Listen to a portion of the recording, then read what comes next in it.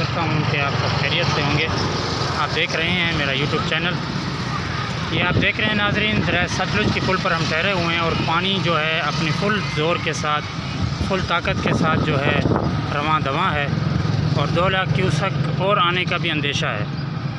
اور یہاں سے ایک بند ٹوٹا جو کہ باقر پور جا پہنچا، اور وہاں کی فصلیں بھی زیر آب پانی کی لپیٹ میں ہیں، تو اللہ پاک آسانی فرمائے۔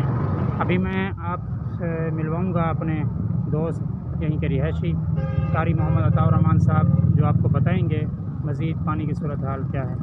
السلام علیکم قاری محمد عطاء الرحمن صاحب۔ سر یہ آپ بتا سکتے ہیں کہ پانی کی کیا صورتحال ہے؟ اور پانی کی صورتحال تو بہت کیا تیزی، پانی کی بہت تیزی ہے۔ یہ دیکھیں آپ کے سامنے کہ دریا بہت تیز سے چل رہا ہے، اور یہ ساری بستیاں ساری اس سائڈ سے پانی کی وجہ سے ساری زیراب آ گئی ہیں۔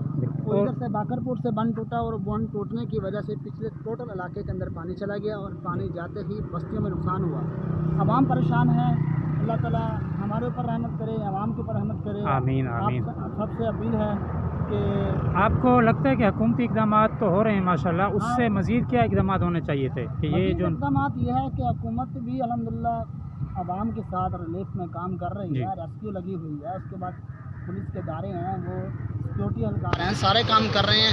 اور یہ بھی انہوں نے ادھر تارے لگائی ہیں باڑھ کے، عوام ادھر نہ آئے گی، گر نہ جائے۔